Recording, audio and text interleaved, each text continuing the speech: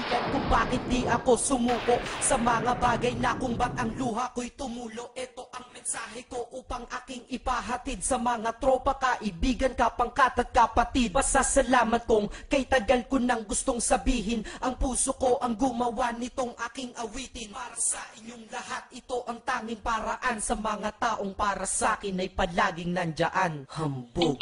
Kayo ang dahilan kung bakit di ako sumuko sa mga bagay na kung ba't ang luha ko'y tumulo. Ito ang mensahe ko upang aking ipahatid sa mga tropa, kaibigan, kapangkat at kapatid. Pasasalamat kong kay tagal ko nang gustong sabihin, ang puso ko ang gumawa nitong aking awitin. Para sa inyong lahat, ito ang tanging paraan sa mga taong para sa akin ay palaging nandyan. Upang ako'y mabigyan ng kalakasan ng loob at manatili na nakatayo at di patataog na kahit na anumang pagsubok na nagdadating. Hindi ako takot pagkat alam kong may malalapitan. Pag ako ay mayroong problema na dinadala, akala ko ako'y nag-iisa, ngunit hindi pala. Alam nyo ba kung bakit?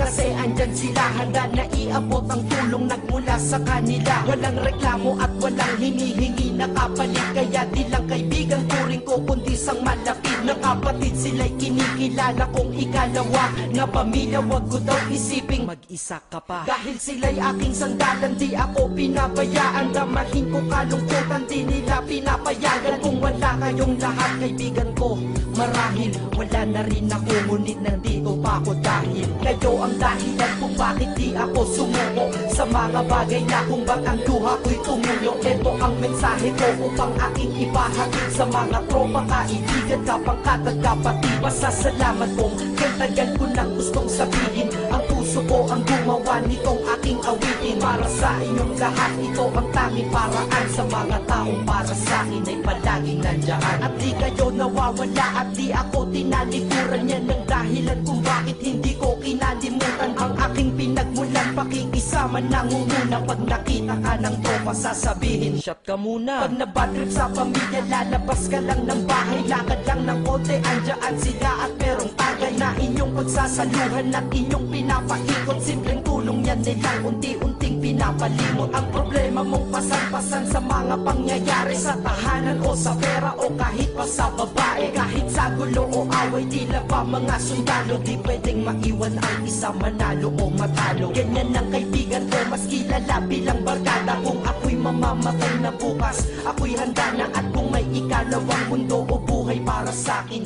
sana magiging tropa ko kayo pa rin. Kayo ang dahilan kung bakit di ako sumuko sa mga bagay na kung ba't ang luha ko'y tumulo. Ito ang mensahe ko upang aking ipahatid sa mga tropa, kaibigan, kapangkat at kapatid. Pasasalamat kong kay tagal ko nang gustong sabihin, ang puso ko ang gumawa nitong aking awitin. Para sa inyong lahat, ito ang tanging paraan sa mga taong para sa akin ay palaging nandyan. Kaya ako'y kontento na dahil kayo'y naging parte ng buhay ko. Sa kabutihan nyo, paano ko gagante? Magtatawagan ng mga tropa, kita-kita lang sa kanto. Pagkatapos didiskarte ng pitselyosi at baso, papaikot ang sombrero para mag-ambag ang tropa. Kahit 20 pwede na, basta lamang makatoma.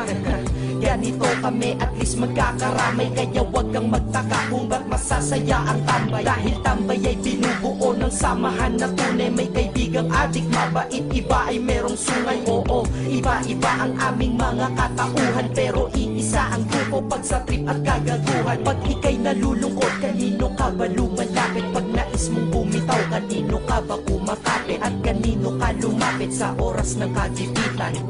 San pa ba? Diba sa kaibigan? Kayo ang dahilan kung bakit di ako sumuko sa mga bagay na kung ba't ang luha ko'y tumulo. Ito ang mensahe ko upang aking ipahatid sa mga tropa, kaibigan, kapangkat at kapatid. Pasasalamat kong kay tagal ko nang gustong sabihin, ang puso ko ang gumawa nitong aking awitin. Para sa inyong lahat, ito ang tanging paraan sa mga taong para sa akin ay palaging nandyan. Salamat. Acero Records, Sad Productions, hambog ng Sandro Crew.